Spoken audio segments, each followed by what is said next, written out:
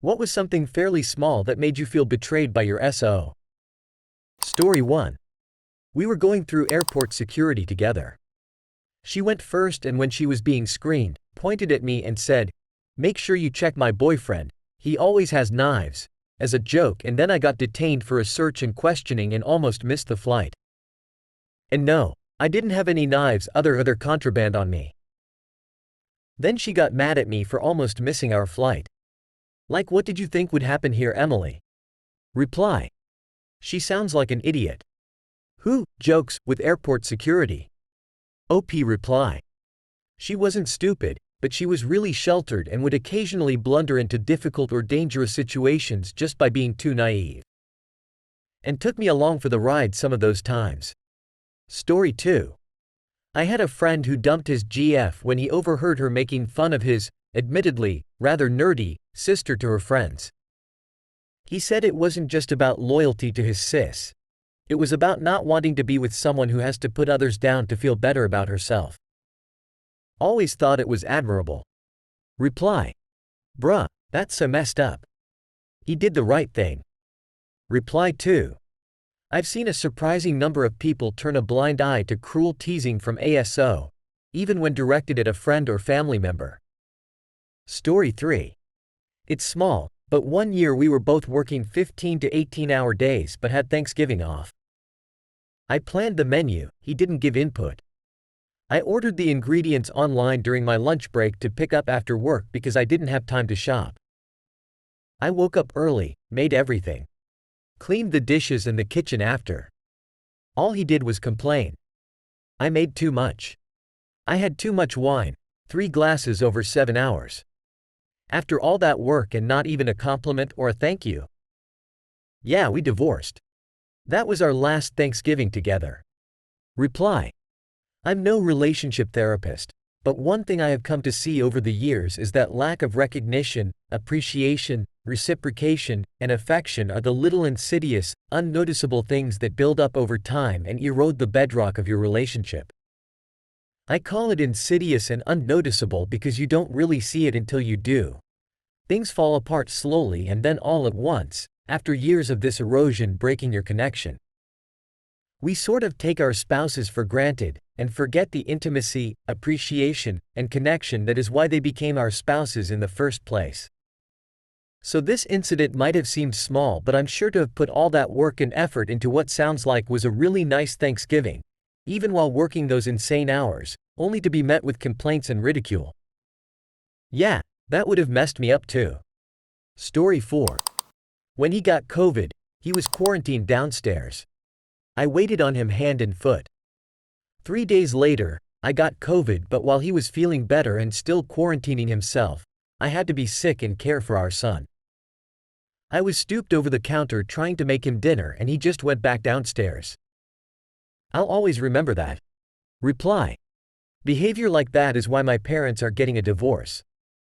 My dad expects to be waited on hand and foot, sick or not, but literally could not be less involved when his wife or kids need help. Once my mom got really sick, I think it was the flu or strep. She begged my dad to get her some miso soup from the restaurant up the road, her favorite. She even tried offering to pay the $3 for the soup and the gas he would use there and back, and he still refused. He left her upstairs crying while he sat in the basement blasting the TV on full volume before going to bed in another room in the house without even checking on her. He literally couldn't even be bothered to go 5 minutes up the road and get her a cup of her favorite soup while she was sick. Reply 2. My happiest memory ever is this time when I was incredibly sick with some kind of throat infection in 2019, and my husband, at the time, was away for work. I was home alone for 2 days, stuck in bed because I was breathing so poorly that getting up made me dizzy. I just spent hours each day focusing on my ragged breathing and trying to get enough air, not eating and barely even drinking water.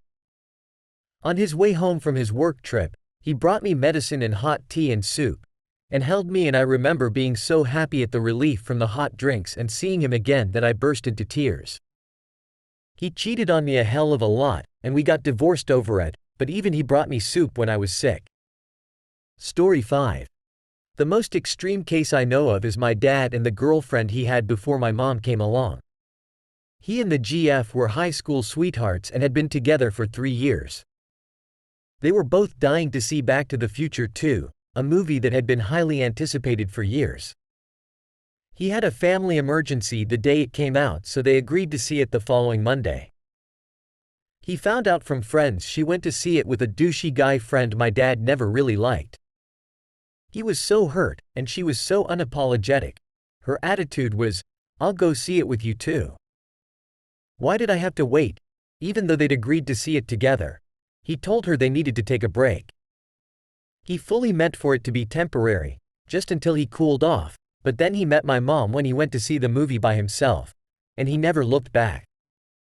He does feel a bit guilty though, because his ex was pretty devastated when she found out he'd met someone else and wanted to end things for good. Reply. They agreed to wait and watch it together, and still she went with someone else and was unapologetic about it? If you think waiting is dumb, say so in the first place, don't pretend to agree to it. Amazing how he met your mom when he went to a screening by himself. Almost enough to make you believe in fate. Story 6.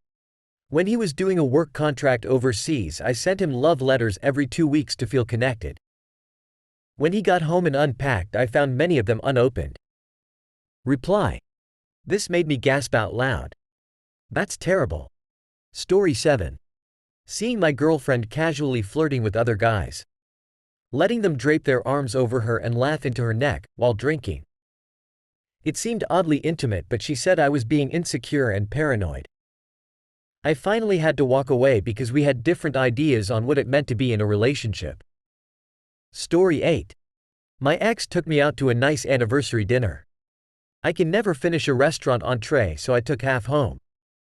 He knew I really loved the meal and was looking forward to leftovers. He ate them while I was at work. It was a small betrayal, and I didn't break up with him or anything. There wasn't a fight, no drama. But it did kinda taint the anniversary memory for me, can't lie. Story 9. I taught our dog how to speak, bark on command. This took a lot of treats and lot of patience on my end.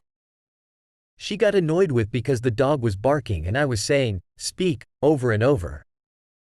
At a party, I overheard her telling her friends that she taught him that trick. Reply. This reminds me of my coworker. He's only been at the company for 6 months, just got over his probation period. I've been at the company for 3 years. We operate equipment. I overheard him telling another coworker that he taught me how to operate a backhoe 2 days after I trained him on the brand new piece of equipment he had never run in his life. He's 54 meters, I'm 34F. I've been running construction equipment my entire life, and he had been a paper-pushing safety guy at his last job. The other coworker laughed and said, "I fucking doubt that." Thankfully. Story 10. I had recently married my now ex-wife. We were moving overseas for a few years after I finished up some training for the Air Force. She wanted to visit some family several states away, so I told her to do that while I finished the training and we'd meet up afterwards. My father's birthday was during this period. I got him a card, signed it, and then mailed it to her for her to sign and send it to him. Pre-addressed, postage paid, and all she had to do was sign and drop it in the mail. I finished training, fly out to meet her, and guess what's laying on the floorboard of her car on the passenger side? Story 11. My high school girlfriend lent my hoodie to someone else. Reply. Gah! I had a university BF lend my hoodie to a girl, who was a smoker, too. There were at least 15 other singles guys there that could have stepped up and lent her their sweaters, but mine was up for grabs. And when I got it back, it reeked. So, annoyed with him on multiple levels. Story 12. My husband and friends finally talked me into taking a break and going on a hiking weekend with the girls during a long, busy stretch of working overtime, and being caregiver to my mom in long-term care, and my aunt in palliative care. I went, but touched base with my husband briefly each of the 3 days. I even talked to him the last day to say that we were considering an extra hike that would make us late coming home. Several hours after I got home late and was in bed, around 11 p.m., He thought to tell me that my aunt's doctor had phoned just after I had left on the Friday, to say the end was near. I was stunned that he hadn't told me earlier. I would have come home, or at least called the doctor. Because it was so late, and I knew there would only be one staff on the floor, I decided to wait and call in the morning. Yes, she died before then. Sure, he just forgot to tell me about a call, but after 94 years on this earth, my aunt died alone. Story 13. My girlfriend knew that her sister was cheating on her boyfriend. She had been cheating for at least 6 months. Meanwhile, I had been reassuring this dude, the sister's BF, that he was being paranoid and his girlfriend was completely devoted to him. At least that's the impression I got from her. My girlfriend knew I was reassuring this dude and fully approved of it. When I found out her sister was cheating, my GF knew her sister was cheating, had lied about it, and had allowed me to mislead this guy. The first was very hurt. She said it wasn't her place to tell and, frankly, it wasn't her business or my business. I had to break up with her. I couldn't be with someone who felt that comfortable with infidelity within a relationship. She thought I was overreacting to something that had nothing to do with us. I don't know, maybe I was. All I know is that I didn't feel comfortable with her anymore. Story 14. After complaining for months that I never got to sleep in, despite being the only one to get up to the kids in the night, he finally let me sleep in one morning. I woke up hearing him quietly saying to the kids, "Mummy's had long enough. Go wake her up." I only had maybe an hour extra. He always had several. Story 15. When I was going through an extremely difficult and complex pregnancy with our twins, I had serious orange juice cravings. But I also had gestational dyspeptias, heartburn so bad it was medicated, and hyoremesis gravidarum. So I rationed it, which was seriously hard to make myself do, and allowed myself a single serving a day. I was also starving, but my babies had crushed all my organs, so I could barely fit anything in my stomach. I was losing weight and starting to have feelings of what I can only describe as primal food guarding. One day I woke up and found the orange juice carton in the bin. He had drank the last of it. I was too ill to get to the shop and he was out at work all day. I phoned him, literally sobbed, screaming, "How could you?" I've genuinely never felt such deep emotional betrayal before or since. I cannot explain it. Hormones, medical difficulties, and growing two people seriously messes with you. Story 16. My ex-husband referred to me as the ball and chain while conversing with his friends, and didn't understand why that hurt me. I was constantly asking him to leave the house and spend time with his friends, go do fun things apart from me, and I caught him blaming me when telling them he couldn't go out with them. This isn't the reason we divorced, but is one of the small things which he felt was innocuous but really did feel like a betrayal to me. Story 17. When I was married about 5 years in and far from home, I got to work and my car battery died. I called my husband at the time because I needed help. I needed help because I had no idea how to replace the battery and needed a ride to go buy a new one. It still confuses me to this day.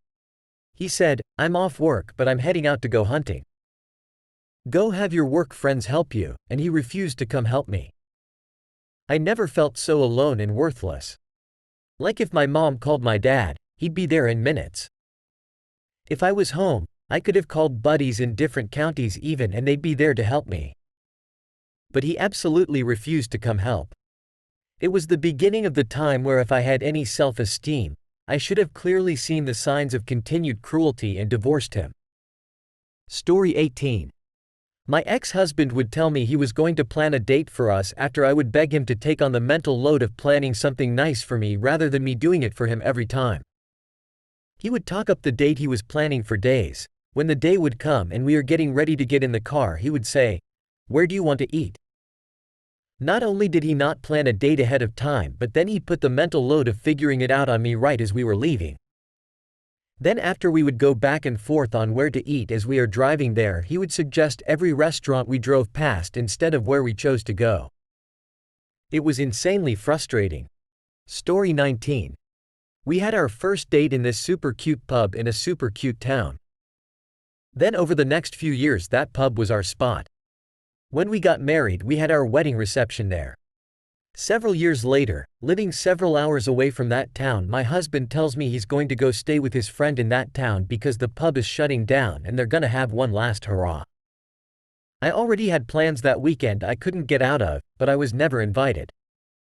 My husband is usually super considerate, so I was pretty taken aback and still feel hurt about it. Story 20. What's something small that made you feel betrayed? Everyone, casual abuse.